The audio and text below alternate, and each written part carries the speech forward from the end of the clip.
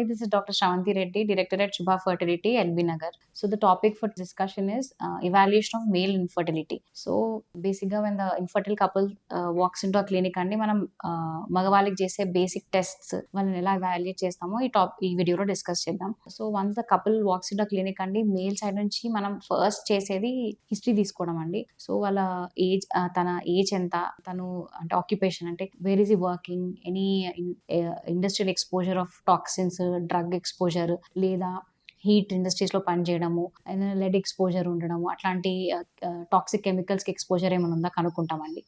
Next family history అండి, ఫ్యామిలీలో ఏమైనా జెనెటిక్ డిసీజెస్ రన్ అవుతున్నాయా, ఇంతకుముందు ఎవరికైనా ఇన్ఫర్టిలిటీ ఉందా, అలాంటి కండిషన్స్ ఏమైనా ఉన్నాయా అని కనుక్కుంటాం. నెక్స్ట్ ఏమైనా స్మోకింగ్ హ్యాబిట్స్, ఆల్కహాల్లో ఏమైనా బింజ్ డ్రింకింగ్, లేకపోతే స్మోకింగ్, ఎక్సెసివ్ స్మోకింగ్ చేయడము, లేకపోతే ఇంకేమైనా అడిక్షన్స్, కామన్గా టాడీ అడిక్షన్ అట్లాంటివి, లేకపోతే గుట్కా చూయింగ్ అలాంటి అడిక్షన్స్ ఏమైనా ఉన్నాయా, వాటి వల్ల కూడా ఇన్ఫర్టిలిటీ వచ్చే ఛాన్సెస్ ఉంటాయి. కాబట్టి ఈ హిస్టరీ అంతా ప్రాపర్గా ఇవాల్యుయేట్ చేస్తాం. నెక్స్ట్ ఈ హిస్టరీ తీసుకున్నాక మనం ఒక బేసిక్ ఎగ్జామినేషన్ చేస్తామండి. దాంట్లో మనకి టెస్ట్ సైజ్, వాల్యూమ్ ఎంత ఉందో తెలుస్తుంది. అండ్ వారికోస్ ఇలాంటి కండిషన్స్ ఉన్నాయా లేవా మనకు కొంచెం డయాగ్నోస్ చేయడానికి అవకాశం ఉంటుంది. అండ్ వాస్ డిఫరెన్స్ అనేది పాల్పేట్ చేస్తాము, అది ఉందా లేదా అనేది తెలుస్తుంది అండి. After examination will go for a basic evaluation, basic test called semen analysis. So semen analysis లో మనం చూసేది కౌంట్ ఎలా ఉంది, మొటిలిటీ ఎలా ఉంది, మార్ఫాలజీ ఎలా ఉంది.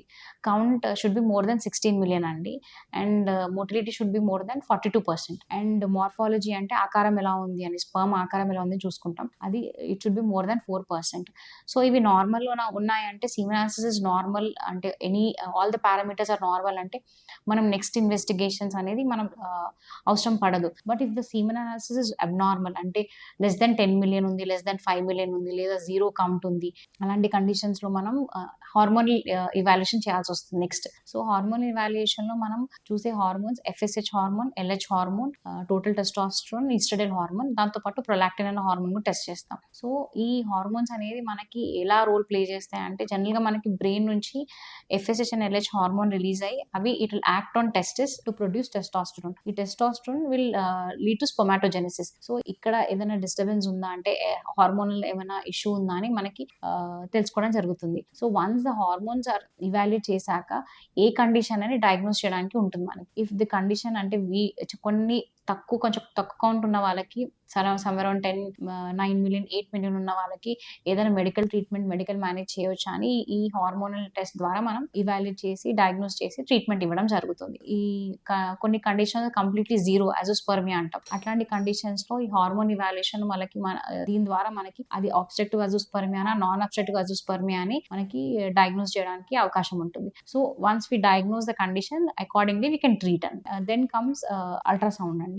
స్క్రాటల్ డాప్లర్ అనేది ఒక టెస్ట్ ఉంటుంది, వీళ్ళకి స్కాన్ చేయడం జరుగుతుంది. దాంట్లో మనకి టెస్టిస్ వాల్యూమ్, టెస్టిస్ సైజ్ అనేది మనం మెజర్ చేసి, దాంతో పాటు ఇంకేమైనా సిస్ట్ లాంటివి ఉన్నాయా, ఎపిడెడమల్ సిస్ట్లు, లేకపోతే వారికోసిల్ లాంటి కండిషన్స్ ఉన్నాయా, నెక్స్ట్ ట్రస్ అనే స్కాన్ చేస్తామండి. దాంట్లో ఇజాక్యులేటరీ డక్ట్ అబ్స్ట్రక్షన్ లాంటివి ఏమైనా ఉన్నాయా, ఇన్ అబ్స్ట్రక్టివ్ అజోస్పర్మియా అట్లాంటి ఈ స్కాన్ చేయడం జరుగుతుంది. సో ఇవన్నీ డయాగ్నోస్ చేసి ఇవాల్యుయేట్ చేసి దాన్ని బట్టి ఏ పేషెంట్ ఏ కేటగిరీలో ఉంది అని దాన్ని బట్టి టెస్ట్ చేసి వాళ్ళకి ట్రీట్మెంట్ ఇవ్వడం జరుగుతుంది. And next advance test is DFI అండి, DNA ఫ్రాగ్మెంటేషన్ ఇండెక్స్ అని.